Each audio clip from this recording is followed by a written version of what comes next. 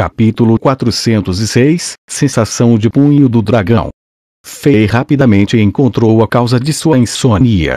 Quando ele deitou na cama que era bem confortável, ele estava sentindo falta daquele corpo feminino quente e macio. Fei percebeu que, assim que fechasse os olhos, começaria a pensar em sua noiva. Ele não pôde deixar de começar a se preocupar. Angela está com o resto da legião presas do lobo. Ela está segura agora. Ela também está sentindo a minha falta.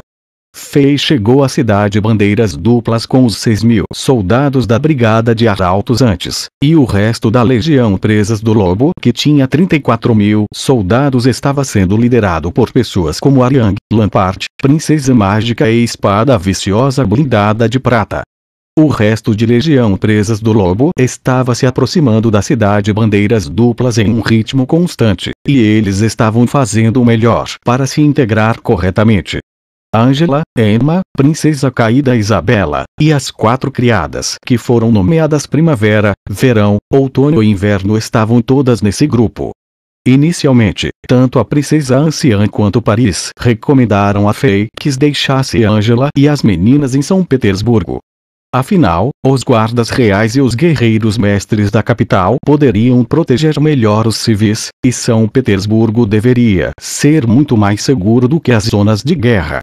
Com a proteção extra das 2 mulheres mais influentes da capital, Angela e as meninas não precisavam se preocupar em ser intimidadas.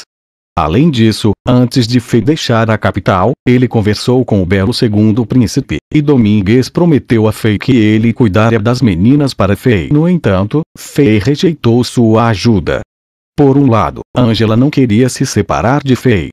Embora ela fosse cuidada em São Petersburgo, as pessoas lá não eram membros de sua família, e ela poderia se sentir solitária.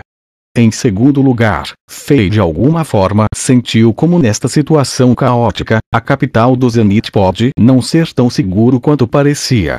Fei planejava voltar a Chambord com Angela e as garotas quando a guerra na zona de batalha de Jax diminuísse um pouco. Sentia-se mais confortável deixando Angela e as meninas em Chambord, o reino natal delas. O céu gradualmente ficou mais brilhante, e o luar e a luz das estrelas diminuíram.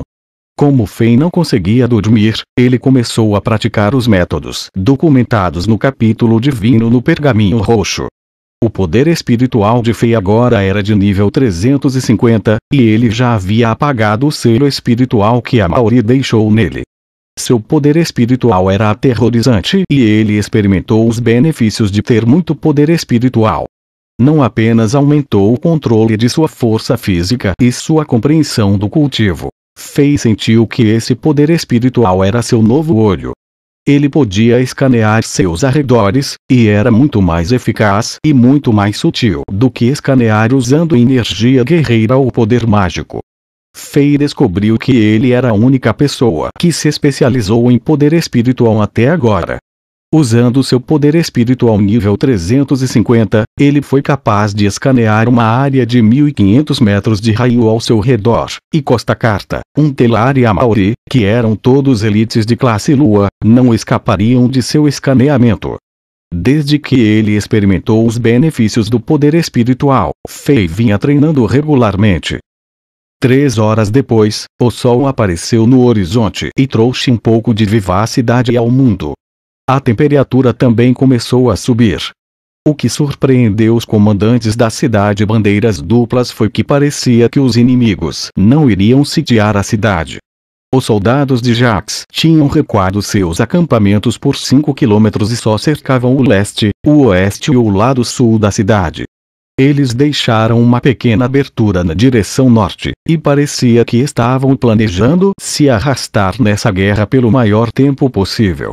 A ansiedade e o medo que pairavam ao redor da cidade diminuíam um pouco. No entanto, ninguém se atreveu a relaxar completamente. Enquanto os inimigos ainda estivessem perto da cidade Bandeiras Duplas, aquelas ferozes batalhas poderiam chegar a qualquer hora, e o sangue e os cadáveres poderiam cobrir todos os cantos da antiga muralha de defesa. Durante todo o dia, Rebri estava ocupado recrutando jovens e treinando-os para a milícia. Fei teve que admitir que este ex-comandante das forças militares nativas era bem respeitado. Em apenas um dia, ele conseguiu que mais de 8.000 jovens se juntassem à milícia. Depois que esses homens pegaram suas armaduras e armas, eles foram colocados em 8 batalhões e foram treinados por veteranos experientes e veteranos feridos. Suar muito durante os treinos significa que você pode sangrar menos durante a batalha. O que Fei disse a Ribrin na torre de vigia na noite passada se tornou a frase que motivou esses novatos. Essa frase foi gravada em um enorme pedaço de rocha no centro do campo de treinamento pelos artesãos na noite passada, e essas palavras foram pintadas em uma cor vermelho brilhante. Os instrutores desses novatos os liderariam, e eles gritavam essa frase antes e depois do treino juntos. Com exceção da milícia, os grupos mercenários da cidade também foram visitados pelos militares. Durante tempos críticos como esse, os mercenários foram convocados para participar da defesa. Claro, eles seriam pagos pelos militares por seus serviços. A maioria dos mercenários tinha experiências de batalha e técnicas de batalha, e eles eram capazes de se coordenar bem uns com os outros. Como resultado, eles não precisavam ser treinados como os novatos. Ao mesmo tempo, os militares da cidade começaram a comprar comida e armazená-los em locais seguros em silêncio. Fei estava se preparando para lutar uma guerra prolongada. Os militares também começaram a promover a ideia de valorizar a comida. Eles recomendaram que os civis começassem a consumir um pouco menos de comida para que pudessem esperar até que o trigo de inverno e as colheitas estivessem prontas para a colheita. Os militares criaram todos os planos detalhados em torno da comida. Fei teve que lembrar aos comandantes que só os militares podiam comprar e guardar comida. Qualquer outra pessoa que quisesse comprar e economizar comida em grandes quantidades tinha que ser avisada, e qualquer um que ignorasse o aviso deveria ser severamente punido. Quando a atmosfera na cidade era ansiosa e caótica, os crimes eram mais propensos a serem cometidos. Fei odiava esses incidentes, e ele selecionou os soldados de elite da Brigada dos Arautos e estabeleceu a força de patrulha. Crimes de todos os tipos foram punidos.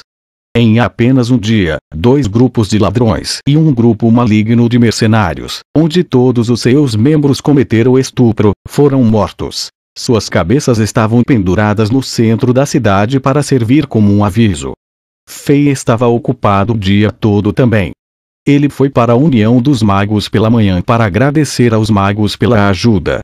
É claro, ele também pediu educadamente que eles continuassem apoiando a cidade bandeiras duplas nas próximas defesas. Fei achava que esses magos soberbos deveriam ser amigáveis com ele, já que estavam dispostos a ajudar a cidade, mas era o oposto. Apesar de Ribri, que era uma figura respeitada na cidade, levar Fei ali e apresentá-lo, o rei só conseguiu conhecer o presidente da União dos Magos. O presidente era um ancião de cabelos brancos e pele branca em seus 60 anos, e ele esperou por Fei na frente da torre mágica com 2 de seus servos. Infelizmente, esse ancião não era tão simpático quanto os mais velhos nas histórias contadas pelos poetas viajantes. Seu rosto estava rígido e ele só conversou superficialmente com Fei por menos de 30 segundos. Ele não convidou Fei para ir em sua torre mágica, e ele fechou a porta depois que a conversa terminou. Fei sentiu que a presença dominante que ele tinha desde que ele veio a este mundo desapareceu. Esse velho é muito rude. Sua Majestade, deixe-me quebrar as janelas dele usando algumas pedras. Pierce e Drogba ficaram bravos depois de ver como o rei foi tratado. Fei começou a atacar os 2 homens fortes, e os 2 imediatamente calaram a boca. Fei não se apressou e voltou para o acampamento depois que ele deixou a torre mágica. Depois que ele mandou seus guardas, ele começou a passear pela cidade sozinho. Ele não teve a chance de ver os cenários desta bela cidade no deserto. Toda vez que ele pensava em como imperador e assim criou mais de 100 poços de água usando o punho do dragão, ele foi estimulado. Seu coração iria correr e seu sangue ferveria. Logo, ele encontrou esses poços de água a leste do centro da cidade. Eles estavam em um pedaço de terra plana, e esta terra plana ocupava bastante espaço. Os poços de água estavam espalhados pela área como as estrelas no céu. Cada poço de água tinha cerca de 4 metros de diâmetro, e as paredes dos poços eram empilhadas usando pedras verdes que eram todas lisas como espelhos. Ao olhar para dentro desses poços de água de aparência antiga, Fei viu flashes de luz prateada no escuro. Aquelas eram todas as luzes refletidas na água. Havia névoas em cima de cada poço de água e pareciam nuvens de longe. Esse cenário era único e belo. Ao lado desses poços de água, havia canais sofisticados e sistemas de tubulação. A água estava sendo retirada dos poços por simples conjuntos mágicos, e era distribuída a todos os reservatórios e tanques da cidade para uso dos civis. Fei acariciou lentamente a borda de um dos poços de água, e de repente ele sentiu uma forte aura. Foi algo muito familiar. Essa aura leve, porém aterrorizante, fez com que Fei se sentisse como se houvesse um imperador muito majestoso parado na sua frente agora. Isso é a sensação de punho do dragão.